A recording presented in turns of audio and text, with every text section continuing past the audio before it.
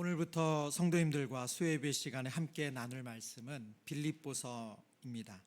빌립보서는 사도 바울이 2차 선교 여행에서 복음을 전해서 세워진 빌립보 교회에 보낸 편지입니다.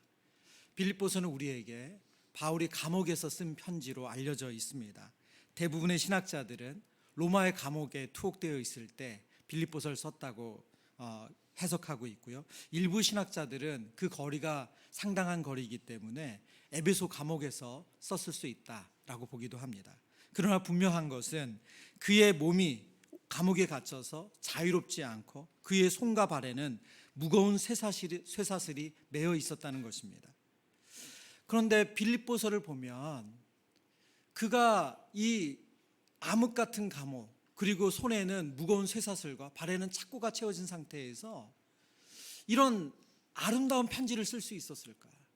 이런 기쁨과 감사가 넘치는 편지를 쓸 수 있었을까 하는 의아함마저 나오는 바로 서신서가 바로 빌립보서입니다. 고대 감옥은 죄수들을 감옥에 가두는 것으로만 고통을 준 것이 아니라 무거운 쇠사슬을 통해서 그 죄에 대한 고통을 더 가중시켰거든요. 그런데 빌립보에는 그의 육체적인 고통에 대한 한탄이나 그리고 그가 감옥에 있는 것에 대한 원망이나 불평, 그런 내용은 전혀 등장하지 않고요. 반대로 그 성도들을, 빌립보 성도들을 향한 너무나도 따뜻한 사랑, 그리고 그 감사. 그래서 제가 말씀을 이번에 연구하면서 빌립보서가 이렇게 따뜻한 성경이구나. 빌립보서를 그래서 가장 개인적인 바울의 서신 중에서 가장 개인적인 서신서로 보고, 일부 학자들은 꼭 이것은 우정의 편지를 넘어서 가족의 편지다라고 해석할 정도로 따뜻한 편지가 바로 빌립보서입니다. 바울이 감옥에 갇힌 이유는 성경이 구체적으로 밝히지 않습니다. 그러나 오늘 본문에 나오는 1장 7절과 그리고 1장 13절에 바울이 쓴 표현을 보면 그리스도 안에서 그가 투옥됐다라고 말하고 있기 때문에 바울이 이 다신주의를 표방하는 로마에서 이제 복음을 전하다가 그 복음을, 새로운 종교를 전한다는 이유만으로 감옥에 갈 이유는 없습니다. 그렇지만 가장 가능성이 높은 바울의 제목을 마이 에스타스라고 합니다. 이것은 황제와 로마 시민의 위엄을 깎아내렸다는 혐의를 마이 에스타스라고 말하거든요. 바울이 전했던 메시지가 황제의 권위를 위협할 수 있는 것으로 받아들여졌기 때문에 바울을 감옥에 넣었다는 거죠. 그리스도의 복음은 예수를 왕으로 선포하는 복음이었으므로 필연적으로 누군가 잘못 이해하면 그것을 정치적으로 해석할 수가 있습니다. 물론 바울은 정치적인 복음을 전한 것은 아니에요. 그렇지만 로마 관리들이 정치적인 위협으로 간주했기 때문에 바울을 로마의 감옥에 넣었습니다. 그가 이렇게 감옥에 갇혀서 오늘 빌립보 교회 성도들에게 보낸 편지의 내용은 그리스도인이 누리는 행복과 기쁨, 그리고 복음 안에서 누리는 궁극적인 승리가 무엇인지를 우리에게 알려주고 있습니다. 마틴 로이드 존스 목사님이 이 빌립보서 강해를 했거든요. 그 강해에서 바울이 이렇게 고난 중에도 기뻐할 수 있는 이유, 감사할 수 있는 이유, 그리고 반대로 왜 오늘날 성도들, 오늘날 교회는 그러지 못하는가에 대해서 이런 설명을 하고 있어요. 교회는 무엇을 잃어버린 것일까요? 왜 그런 특질들이 다 사라지고 없는 것일까요? 왜 이렇게 확신도 없고 기쁨도 없고 승리의 영도 없는 것일까요? 제가 볼 때 그 유일한 대답은 교리를 잊었기 때문이라는 것입니다. 참된 위로의 선행 조건에 토대를 두어야 하는데 그 일에 주의하지 않았기 때문이라는 것입니다. 좀 뒷말은 어렵지만 마틴 로이드 존스 목사님이 지적하는 것은 무엇이냐면, 바울이 그 감옥 가운데 정말 이 당시의 기록을 보면 이 로마 감옥에 갇혔던 죄수들이 이 쇠사슬이, 쇠고랑이 너무나도 무거워서 감옥에 갇혔다 나오면 그 손을 도저히 쓸 수 없는 불구가 됐다고 해요. 그 정도로 고통을 당하는 감옥에 이런 형벌을 받고 고통스러운 시간을 보내고 있는 중에도 그가 그리스도 안에서 이렇게 기쁨과 감사와 그리고 정말 그 형용할 수 없는 그 사랑의 마음을 어떤 식으로든 이렇게 표현하고 있는데 왜 오늘날 우리는 그러지 못하는가? 그는 정확한 말씀에 근거한 교리를 가지고 있었기 때문에, 구원에 대한 분명한 교리가 그에게 있었기 때문에 그가 이것이 가능했다고 말합니다. 말씀을 묵상하며 소망하게 됩니다. 저와 여러분 모두가 빌립보서 말씀을 묵상하면서 하나님의 말씀에 기초한 믿음으로, 그 확신으로 우리 안에 기쁨과 감사가 회복되어지기를 소망합니다. 이 땅에 만나는 고난 앞에서 쉽게 무너지고 의심하는 그리스도인이 아니라 그런 상황에 휘청대는 이들에게 다른 삶이 있다는 것을 보여줄 수 있는 그런 믿음을 갖게 되는 은혜가 있기를 축원합니다. 빌립보는 유럽의 최초로 예수 그리스도의 복음이 전파된 도시입니다. 사도행전 16장에 보면 바울이 밤에 환상을 보죠. 마게도냐 사람이 이 성으로 건너오라는 환상을 보게 됩니다. 바울은 신라와 함께 유럽으로 건너가서 그 유럽의 첫 성 빌립보 성에서 복음을 전합니다. 그런데 빌립보에서 복음을 전하는 바울과 신라 일행의 사역을 보면 그들이 계획하고 그들이 뜻하고 그들이 의도했던 것이 아니에요. 처음부터 그들은 회당을 찾았지만 그곳엔 회당이 없었어요. 그래서 회당이 세워질 만큼의 유대인들이 없었기 때문에 기도처를 찾아가게 됩니다. 근데 그 강가에서 기도하는 기도처에서 벌써 준비된 사람들을 만나죠. 루디아라는 자색 옷감을 파는 장수가 하나님께서 마음을 열어주셔서 바로 복음을 영접하고 또 그의 온 가족이 바로 예수님을 다 영접하고 믿게 됩니다. 그리고 이어서는 그들을 따라다니면서 끊임없이 이들은 지극히 높은 하나님을 섬기는 하나님의 종들이다, 계속 그 말을 이야기하는 귀신 들린 소녀를 만납니다. 바울은 그가 악한 사람들에 의해서 이 귀신 들려서 점을 치는 그 소녀를 너무나도 안타깝게 여겼습니다. 며칠 몇 날을 고심을 하다가 그 소녀에게서 귀신을 쫓아주죠. 그리고 그 사건 때문에 그는 고소를 당하고 빌립보 감옥에 갇히게 됩니다. 빌립보 감옥에서 바울과 실라가 하나님께 기도하고 찬양하는 중에 바로 그때 놀라운 일이 일어나죠. 큰 지진이 일어나고 그리고 옥문이 열리고 그들이 채워져 있던 모든 쇠사슬이 풀려나는 기적을 경험합니다. 모든 죄수들이 도망갔다고 생각한 간수는 그 자리에서 칼을 꺼내서 자결하려고 하죠. 그런데 그때 바울이 그 간수에게 말합니다. 내 몸을 상하지 말라. 죄수가 도망가지 않았다는 것, 그것에 안심하고 어떻게 이런 일이 있을 수 있는가 놀라면서 바울과 실라 앞에 엎드려서 간수가 이렇게 묻습니다. 선생들이여, 내가 어떻게 하여야 구원을 받으리까? 우리가 너무나도 잘 아는 말씀 아닙니까? 우리가 어떻게 하여야 구원을 받을 수 있습니까? 그때 주 예수를 믿으라. 그리하면 너와 내 집이 구원을 받으리라. 이 말씀을 바울이 선포합니다.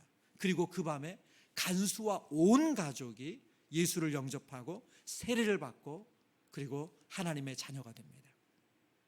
바울은 감옥에서 자신들이 로마 사람임을 밝힌 이후에 로마 교회 성도들을 위로하고 권면한 이후에 다른 성으로 가서 복음을 전하는 것이 바로 빌립보 교회가 세워지게 된 내용입니다. 바울과 실라는 처음부터 빌립보 교회를 그들의 생각한 예상에 벗어나는 일들을 계속 경험하면서 하나님께서 교회를 세워가시는 것을 경험을 했습니다. 오늘 그들에게 이렇게 말하고 있습니다. 3절과 4절 말씀에 내가 너희를, 오늘 본문 3절과 4절입니다. 내가 너희를 생각할 때마다 나의 하나님께 감사하며 간구할 때마다 너희 무리를 위하여 기쁨으로 항상 간구함은. 빌립보 교회들을 생각하면서 지금 바울의 마음에는 감사함이 넘친다고 말합니다. 나는 당신들을 생각할 때마다, 우리 성도들을 생각할 때마다 제 안에 넘치는 감사가 있습니다. 오늘 본문의 이 우리말 성경에는 3절부터 8절이 이 장절이 끊어져 있거든요. 그래서 문장이 다 끊어져 있는 것처럼 표현되어 있지만 헬라어 원문에는 3절부터 8절이 한 문장이에요. 주동사인 이 감사를 드린다는 주동사를 계속해서 수식하는 문구들로 이 헬라어 성경이 쓰여져 있습니다. 그처럼 지금 바울은 빌립보 성도들을 생각하면서 이것도 감사하고 저것도 감사하고 끊임없이 그 감사를 표현하고 있습니다. 오늘 바울이 본문에 감사하는 이유를 통해서 고난 가운데서도 그리스도인들이 어떻게 감사하며 살아갈 수 있는지 그 영적인 원리를 정리해 보고자 합니다. 첫 번째는 고난 속에서도 감사할 수 있는 이유, 첫 번째는 함께 은혜에 참여한 자가 되었기 때문입니다. 오늘 본문의 7절 말씀인데요, 7절 함께 읽습니다. 내가 너희 무리를 위하여 이와 같이 생각하는 것이 마땅하니 이는 너희가 내 마음에 있음이며 나의 매임과 복음을 변명함과 확정함에 너희가 다 나와 함께 은혜에 참여한 자가 됨이라. 아멘. 오늘 바울은 빌립보 성도들을 향해서 너희는 다 하나님의 은혜와 은총을 함께 나눈 나의 동역자라 이렇게 말하고 있습니다. 너희가 다 나와 함께 은혜에 참여한 자가 됨이라. 이 말씀은 하나님의 은혜와 은총을 함께 나눈 동역자다, 그 말씀을 하고 있는 것입니다. 하나님의 은혜와 은총을 입은 사람이 누구입니까? 바로 그리스도인이죠. 저와 여러분처럼 예수 그리스도의 은혜로 구원받은 하나님의 자녀 그리스도인을 말합니다. 은혜라는 단어는 우리가 잘 아는 대로 아무 공로나 자격 없이 받은 은총을 말합니다. 고린도전서 15장 19절에서 사도 바울이 자신이 받은 은혜를 이렇게 표현하고 있습니다. 고린도전서 15장 10절입니다. 15장 10절. 그러나 내가 나 된 것은 하나님의 은혜로 된 것이니 내게 주신 그 은혜가 헛되지 아니하여 내가 모든 사도보다 더 많이 수고하였으나 내가 한 것이 아니요 오직 나와 함께 하신 하나님의 은혜로라. 나의 나 된 것은 하나님의 은혜로 된 것입니다. 제가 이 자리에 이렇게 서서 복음을 전하고 그리고 하나님의 은혜 가운데서 사역을 감당하는 것, 이 모든 것은 전적인 하나님의 은혜입니다. 바울의 믿음의 근간은 자신이 노력해서 애써서 이 자리에 있는 것이 아니고 자신의 모든 것이 하나님의 전적인 은혜라는 거예요. 근데 지금 바울이 빌립보 성도들에게 당신들을 보면 당신들이 바로 그런 사람들이다, 나와 같이 하나님의 은혜에 참여한 사람들이다, 그것이 바울에게 기쁨이 되고 바울에게 감사의 이유가 된다는 거예요. 당신들이 믿음 안에서 나와 나처럼 하나님의 은혜 안에 참여한 자라는 사실이 바울 자신을 너무 기쁘게 한다는 거예요. 그러면서 바울은 빌립보 성도들이 구원받은 그리스도인이라는 것을 확신하는 이유를 7절에서 이렇게 설명하고 있습니다. 바울의 매임과 복음의 변명함과 확정함에 동참했기 때문이다. 오늘 지금 바울이 감옥에 갇혀 있는 것을 말하는 거잖아요. 그 바울이 감옥에 갇혀져 있는 그것에 대해서 함께 변명하고 확정한대요. 근데 이 말은 당시 다 법률적인 용어입니다. 변명하다는 단어가 아폴로기아라는 단어인데요, 법정에서 기소당할 경우에 무죄를 주장하면서 방어하는 것, 이것이 변명하다는 단어고요. 확정함이라는 단어는 베마이오스라는 헬라어인데 법률적으로 확실성을 담보하려는 것을 바로 오늘 본문에 베마이오스라는 단어를 사용했습니다. 그러니까 지금 빌립보 성도들은 바울이 복음 때문에 감옥에 갇힌 것에 대해서 바울이 자신에 대해서 변호할 때 그들은 그냥 멀리 떨어져 있기 때문에 아무 상관없이 있었던 것이 아니라 함께 그것을 변호하고 함께 그것을 담보해 주었다는 거예요.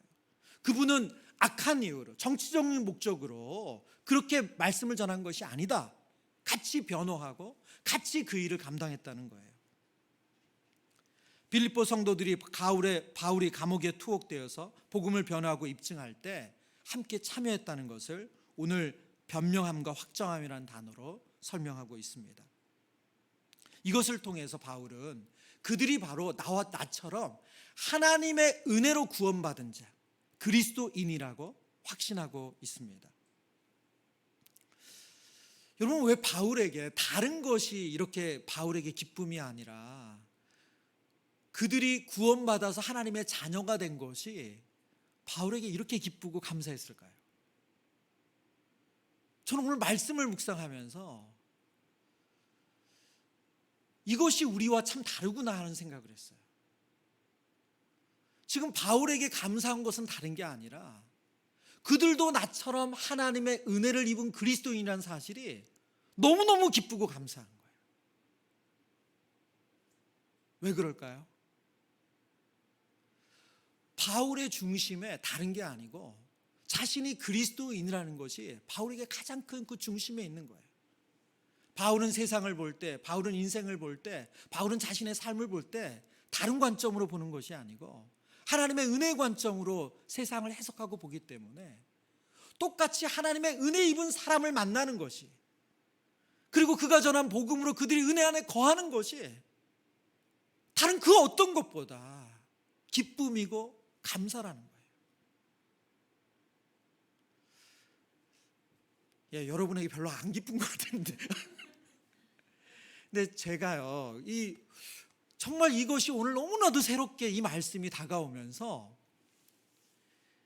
이 선교지에 갔던 일들이 생각이 나더라고요.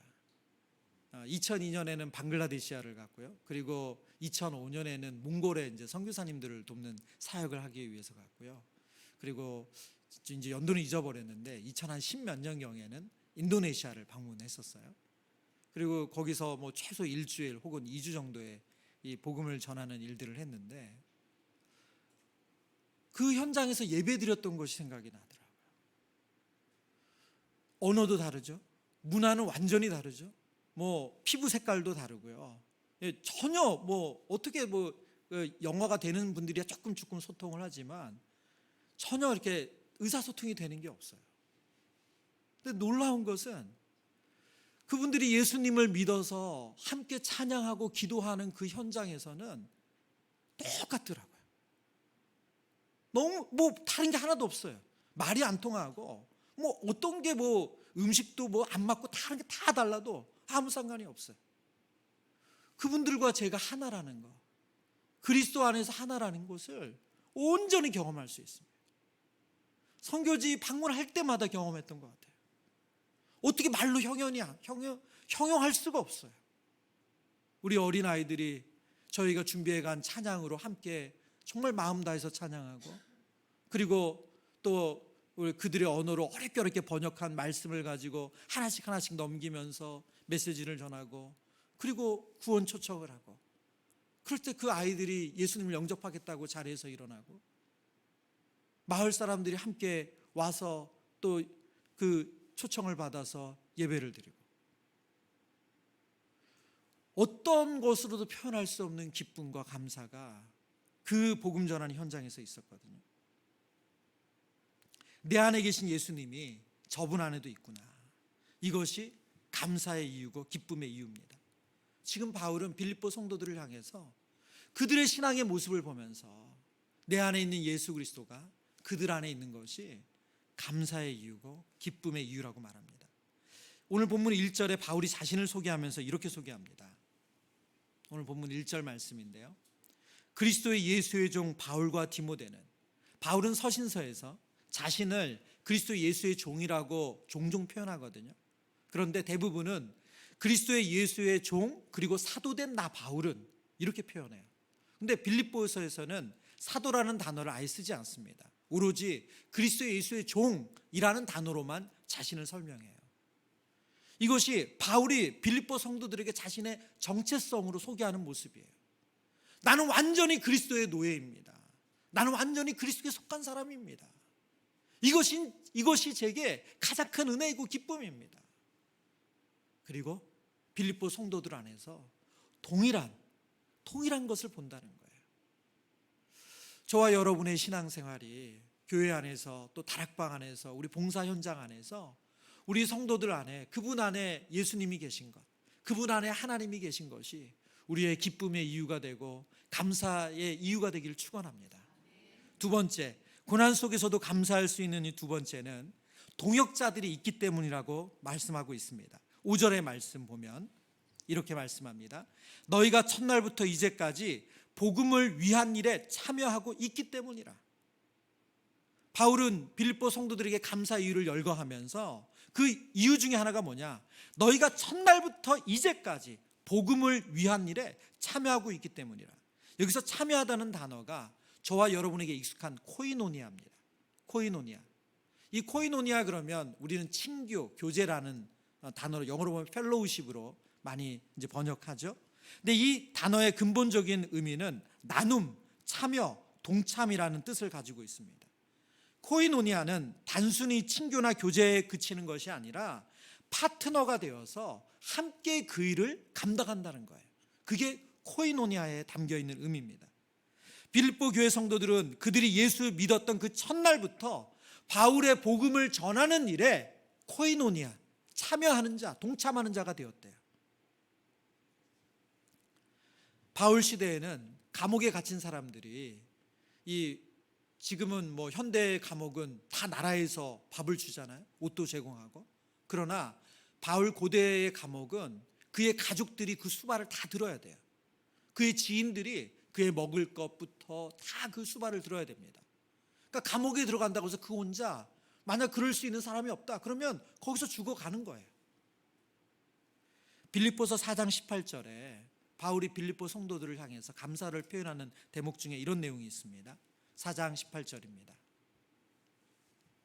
내게는 모든 것이 있고 또 풍부한지라 에바브로디도 편에 너희가 준 것을 받음으로 내가 풍족하니 이는 받으실 만한 향기로운 제물이요 하나님을 기쁘시게 한 것이라. 바울이 로마 감옥에 있을 때 빌립보 성도들이 바울을 위해서 복음을 변명하고 확정하는 것뿐만이 아니라 바울이 그 감옥에서 견뎌낼 수 있도록 끊임없이 후원을 했다는 거예요. 이것이 바울이 감옥에서 견디는데 큰 힘이 되었습니다. 신학자 톰 라이트 교수님이 그의 책에서 빌립보서에서 쓰인 이 파트너십 관계, 이 동역의 관계에 대해서 이런 설명을 합니다. 이는 동료 관계로 번역되기도 하지만 동료 관계라는 말에는 꼭 들어있다고 할 수 없는 실제적 혹은 재정적인 함의도 분명히 담겨 있다. 바울 시대에는 상업자의 동업자를 나타내는 일방적인 단어였다. 동업자들은 일을 공유하고 재정적 책임을 함께 졌다. 지금 바울이 지금 빌립보 성도들에게 복음을 위한 일에 참여하고 있다라는 이 참여라는 단어 속에는 단순히 그 일의 뜻을 모은다라는 마음을 함께한다는 뜻만 가지고 있는 것이 아니고 그 일이 이루어지기 위해서 재정적인 부담도 함께 진다는 의미를 가지고 있다는 거예요. 5절의 말씀을 보면 그들은 복음을 위한 일의 파트너였습니다. 바울의 개인의 비즈니스의 파트너가 아니라 하나님께서 바울과 모든 그리스도인들에게 맡긴 복음을 위한 동역자라고 말씀합니다. 사도행전 20장 24절에 보면 바울은 자신이 복음을 위한 일에 이렇게 헌신됐다고 말하거든요. 내가 달려갈 길과 주 예수께 받은 사명 곧 하나님의 은혜의 복음을 증언하는 일을 마치려 하면은 나의 생명조차 조금도 귀한 것으로 여기지 아니하노라. 바울은 은혜의 복음, 그리스도의 복음이 전해지는 일에 자신의 물질이나 자신의 그 어떤 것을 드리는 정도가 아니라 자신의 생명까지 드려도 조금도 아깝지 않습니다. 이런 마음으로 복음을 전했거든요. 그런데 지금 그 복음을 전하는데 똑같은 마음으로 헌신한 교회 성도들이 바로 빌립보 성도들이라는 거예요. 그들의 땀과 수고의 결정체인 물질을 끊임없이 이 복음을 전하는 일에 표현하고 드리고 있다는 것, 그것을 지금 바울이 확인하면서 너무 감사하고 기쁘다 그렇게 표현하고 있습니다. 이번에 우리 여름 성경학교를 저희가 유아유치부 마치고 이제 최근에 유초등부까지 마쳤어요. 제가 우리 이제 사역으로 수고한 우리 선생님 중에 한 분과 통화할 일이 있었거든요. 근데 그 선생님께서 이번에 여름 성경학교 하시면서 은혜를 많이 받았다고 하시는 거예요. 제가 너무 고생 많으셨죠? 그렇게 말씀드렸더니 목사님 제가 한 수고와는 비교할 수 없이요 은혜를 많이 받았어요. 정말 은혜를 많이 받았어요. 그러시는 거예요. 그래서 제가 어떤 부분에 그러셨냐 여쭤보니까 그 선생님 하시는 말씀이 우리 성도님들이 주일 광고 한 번 듣고 이 여름 성경학교를 위해서 기도하고 그리고 이 식사로 음식을 만들어 주시고 또 그 뒤에는 아이들 음식을 배식하고 설거지하고 이런 일들을 하나씩 열거하시면서 그분들 한 분 한 분이 그 섬기는 거가 그냥 어떻게 저렇게 하실 수 있을까 하는 그런 정성과 수고를 보셨다는 거예요. 근데 거기서 너무 은혜를 받으셨대요. 근데 저의 해석은 어땠냐면 정말 아이들 우리 유초등부 아이들 천지분간 못하고 뛰어다니잖아요. 그렇게 뛰지 마라 계단 얘기해도 애들 계속 뛰어다니고 정말 하루 온종일 뛰어다니고 그 애들과 이른 아침부터 저녁 늦게까지 함께 있는 수고가 얼마나 많으시겠어요. 그런데 저는 그 선생님의 말씀에서 무엇을 느꼈냐면 그분이 그런 표현을 하지 않으셨어요. 그렇지만 목사님 정말 저는 이 일이 의미 있다고 생각하고 이 일이 정말 꼭 필요한 일이라고 생각하고 이렇게 애쓰는데 우리 성도님도 나와 똑같은 마음으로 그렇게 애쓰고 있구나. 그러니까 그렇게 정성스럽게 그 음식 준비해가지고 아이들 이렇게 먹이면 어떨까 저렇게 먹을까 고민해가지고 그렇게 준비하셨고 3시간 4시간씩 그 좁은 공간에서 설거지 다 해주시고 그것도 그냥 조용히 또 사라지시고 그리고 정말 뭐 자기 이름 드러내지도 않고 조용히 간식 준비해서 놓고 가시는 이게 동역자 아닙니까? 동역자가 있다는 것에 정말 그 선생님이 위로를 얻고 힘을 얻으셨구나. 여러분 세상에선 도저히 이해할 수 없는 관계예요. 왜 그렇습니까? 세상은 나를 도와줘야 돼. 나에게 줘야지. 그래 좋은 거잖아요. 나에게 잘해주면 좋은 거잖아요. 근데 하나님 나라는 나에게 잘해줘서 기쁘고 감사한 게 아니라 하나님의 일에 나와 같이 헌신하는 것, 그게 기쁘고 감사하는 거예요. 나에게 잘해줘서가 아니라 그 선생님에게 그 며칠간의 수고가 너무나도 의미 있고 보람 있고 그것을 너무나도 마음을 시원케 하는 그 일은 나와 같은 똑같은 마음으로 동역하는 분들이 있다는 거, 그것을 깨달으시니까 은혜 받았습니다. 그렇게 말씀하시는 거잖아요. 여러분 우리가 선교사님들의 보고를 들으면서 우리 그 선교사님들의 그 귀한 헌신과 그 간증을 들으면서 우리가 느끼는 것 똑같은 거 아닙니까? 그리고 또 선교사님들은 동일해요. 성삼 선교지에서 한국에 있는 성도들 뉴스를 선교사님들이 너무너무 잘하세요. 그래서 비 피해 있으면 요즘 큰 피해 있는데 괜찮으세요? 그리고 요즘 경기 어렵다는데 괜찮으세요? 그래서 선교사님들 선교지에서 성도님들이 보내주신 그 물질의 헌금을 받으실 때마다 정말 이게 얼마나 귀한 것인지 알고 이분들이 정말 나와 함께 동역하는구나. 근데 저희는 또한 선교사님들이 그 언어도 안 통하고 그 정말 어떻게 거기서 지낼 수 있을까 하는 그 속에서 그 모든 것을 감당하면서 그분들의 수고를 보면서 우리가 그분들을 동역자로 마음으로 받는 거죠. 바울에게 그 고난 중에도 감사하고 기뻐할 수 있었던 이유는 바로 동역자가 있기 때문입니다. 저와 여러분의 삶 가운데 그런 동역자가 있기를 축원합니다. 우리가 그 하나님 나라의 동역자가 되기를 축원합니다.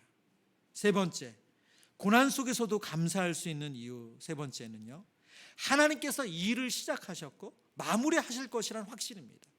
이 일이 뭐냐? 바로 6절에서 이렇게 말씀하고 있습니다. 6절 말씀, 너희 안에서 착한 일을 시작하신 이가 그리스도 예수의 날까지 이루실 줄을 우리는 확신하노라. 여기서 쓰인 착하다는 단어는 선하다는 의미로도 쓰이거든요. 하나님이 하시는 선한 일, 하나님이 하신 착한 일이 무엇입니까? 바로 구원이에요. 바로 구원 사역이에요. 하나님께서 시작하신 그 구원 사역을 하나님께서 반드시 이루신다는 거예요. 하나님께서 반드시 완성하신다는 거예요. 이것이 바울에게 감사의 이유입니다. 구원은 과거, 현재, 미래를 아우릅니다. 바울은 빌립보서에서 구원의 현재성에 대해서 강조하거든요. 빌립보서 2장 12절의 말씀을 보면 바울이 이렇게 말합니다. 표준 세번역 성경인데요. 우리 함께 읽겠습니다. 그러므로 나의 사랑하는 여러분이 언제나 순종한 대로 내가 함께 있을 때뿐만 아니라 지금과 같이 내가 없을 때에도 더욱더 순종하여서 두렵고 떨리는 마음으로 자기의 구원을 이루어 나가십시오. 아멘. 구원의 현재성을 강조한 말씀이죠. 구원을 이루라라고 말하고 있습니다. 우리가 하나님께서 구원을 시작하셨고 구원을 완성해 가실 것인데 하나님은 우리와 그 구원을 함께 만들어 가길 원하신다는 거예요. 그 구원 사역에 우리를 동참시켜 주셨어요. 그리고 구원의 현재성은 우리가 그 구원을 이루어가는 것으로 경험하는 겁니다. 근데 바울이 지금 그 얘기를 하고 있어요. 하나님께서 이 일을 시작하셨고 반드시 완성하신다. 내가 만약 감옥에서 지금 이 고통을 이기지 못하고 죽는다 하더라도 하나님이 시작하신 이 구원의 일을 완성하신다. 내가 혹시 병든다 하더라도, 내가 혹시 내가 계획한 뜻대로 빌립보 교회를 가지 못하고 또 다른 지역에 복음을 전하지 못한다 할지라도 하나님 반드시 이 일을 이루신다. 이것은 자신의 개인적인 차원뿐만이 아니라 우주적인 차원의 구원도 하나님 반드시 이루신다는 거예요. 이것이 바울이 감사하는 이유예요. 여러분, 우리가 어떤 상황에서도 감사할 수 있는 이유가 무엇입니까? 하나님이 저와 여러분 가운데 시작하신 이 구원의 일을 완성하시기 때문입니다. 하나님께서 이 땅 가운데 하나님의 나라를 세워가는 일을 시작하셨고 반드시 완성하실 것이기 때문입니다. 바울은 믿음으로 이 확신이 있었기 때문에 감사한다고 말하고 있어요. 여러분, 우리가 왜 그렇게 쉽게 마음이 무너지고 그리고 허탈해지고 무기력해집니까? 이렇게 애써도 소용없다. 이렇게 내가 고생해도 소용없다. 내가 그렇게 참고 견뎌온 세월 아무 의미 없다. 그런 마음 들 때 우리가 마음이 무너지잖아요. 근데 여러분, 그렇지 않습니다. 하나님께서 우리를 그 구원 사역에 동참시켜 주셨고 하나님은 반드시 그 일을 이루세요. 저와 여러분에게 완전한 그 구원의 날, 완전한 그리스도의 오시는 날에 구원을 완성시켜줄 뿐만 아니라 하나님의 나라를 완성하신 줄 믿습니다. 말씀을 정리합니다. 하나님은 우리에게 바울을 통해서 고난 속에서도 기뻐할 수 있고 감사할 수 있다. 그것을 빌립보서를 통해서 알려주고 있습니다. 그러기 위해서 우리가 바울처럼 고린도후서 4장 18절의 말씀을 한번 읽기를 원하는데요. 함께 같이 읽습니다. 우리가 잠시 받는 환난에 17절 있습니다. 우리가 잠시 받는 환난에 경한 것이 지극히 크고 영원한 영광에 중한 것을 우리에게 이루게 함이니 우리가 주목하는 것은 보이는 것이 아니요 보이지 않는 것이니 보이는 것은 잠깐이요 보이지 않는 것은 영원함이라. 아멘. 아멘. 저와 여러분의 인생의 초점, 삶의 관심의 초점이 보이는 것이 아니라 보이지 않는 하나님 나라, 하나님께서 우리 안에 시작하신 그 구원의 초점이 있을 때 우리는 오늘 바울이 경험했던 감사, 바울이 기쁨이 충만해서 그들에게 계속 감사를 표현했던 그 일이 동일하게 이루어지는 줄 믿습니다. 고난 속에서도 감사할 수 있는 첫 번째는 무엇입니까? 우리가 다 함께 은혜에 참여한 자라는 거예요. 그 그리스도인한 사실만으로 우리는 기뻐할 수 있습니다. 두 번째는 동역자들이 있다는 것을 우리가 확인할 때 기뻐할 수 있습니다. 세 번째는 하나님께서 이 일을 시작하셨고 이 구원의 일을 시작하셨고 반드시 완성하신다, 이루신다. 그 믿음, 그 확신이 우리에게 감사의 이유가 됩니다. 오늘 사랑하는 성도님들의 각자의 삶 속에 일터에서 겪는 고난의 종류 또 고난의 내용이 다 다를 것입니다. 그렇지만 우리가 감사할 수 있습니다. 바울처럼 감사할 수 있습니다. 저와 여러분 안에 예수님이 계셔서 하나님의 은혜 안에 참여한 자들 만날 때마다 우리가 함께 감사할 수 있습니다. 또 똑같이 동일한 마음으로 그 일에 하나님 앞에 주어진 그 사명을 감당하는 동역자들이 있다는 것을 우리가 확인할 때 감사할 수 있습니다.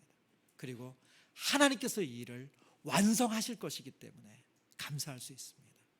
우리 사랑하는 성도님들 안에 이 감사가 충만하시기를 축원합니다.